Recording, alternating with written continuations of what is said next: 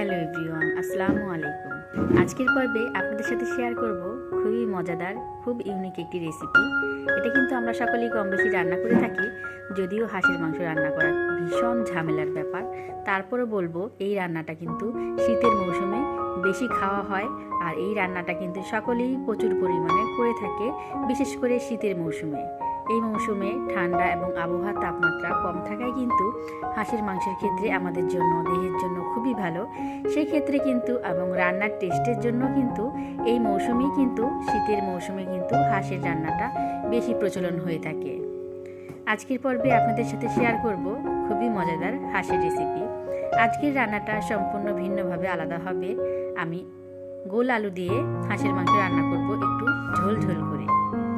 তো এই ঝোল ঝোল রান্নাটা কিন্তু বিশেষ করে যে কোনো পোলাও কিংবা ভাত কিংবা যে কোনো ধরনের পিঠা, চাপটি, রুটি সব কিছুর সাথে কিন্তু খাওয়া যাবে। তো চলুন দেখা যাক আমি কিভাবে এই সুন্দর রেসিপিটা রান্না করি আর সাথে আপনাদের সাথে শেয়ার করব।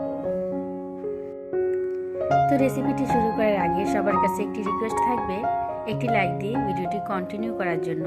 যে সকল আপু ভাইয়েরা আমার ভিডিও কন্টিনিউ করেন, সবসময় দেখেন, অলওয়েজ আমার রেসিপির সাথে থাকেন, তাদের কাছে আমার ছোট্ট একটি রিকোয়েস্ট, আপনারা যদি আমার ভিডিও দেখেন অবশ্যই একটু ফুল ওয়াচ করে দিবেন, কারণ আমি সকলের ভিডিও কিন্তু ফুল ওয়াচ করে দেখি।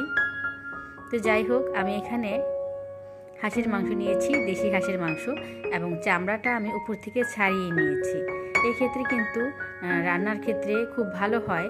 হাঁসের যে চামড়াটার উপর যে পশমটা থাকে, অনেক সময় তাড়াহুড়ার ক্ষেত্রে কিন্তু যদি আমরা রান্না করে খেতে চাই, এই ক্ষেত্রে এই টিপসটি ফলো করলে আশা করছি আপনাদের থেকে খুব একটা কাজে লাগবে এবং বেশ অনেকটা উপকারে আসবে। অনেক সময় তাড়াহুড়োর মধ্যে কিংবা মেহমান চলে আসলে সেক্ষেত্রে যদি হাঁসের মাংস রান্নার কথা বলে থাকে যে হাঁসের মাংস খাবো, এই জন্য কিন্তু এই টিপসটি আপনারা অবশ্যই করতে পারেন, কাজে লাগাতে পারেন। হাঁস থেকে কিভাবে চামড়াটা ফেলানো হয় এই নিয়ে কিন্তু আমি একটি ভিডিও দিব বলছিলাম, ভাবছি, কিন্তু যাই হোক দেওয়া হয়নি, নেক্সট টাইম কিন্তু অবশ্যই দিব। তো আমি কিন্তু হাঁসের উপর থেকে চামড়াটা ছাড়িয়ে নিয়েছি।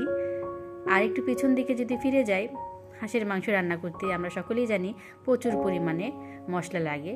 তো মশলার পরিমাণটা অবশ্যই কিন্তু একটু বাড়িয়ে দিতে হয়। তো যাই হোক, আমি আর ডিটেলসে কিছু বললাম না। রান্নার যে রেগুলার মশলাগুলো, এগুলো দিয়েই কিন্তু আমরা রান্না করে থাকি। আর এই রান্নার পরিমাণের মশলাটা কিন্তু একটু বেশি দিতে হয়, বিশেষ করে হাঁসের মাংস রান্নার জন্য।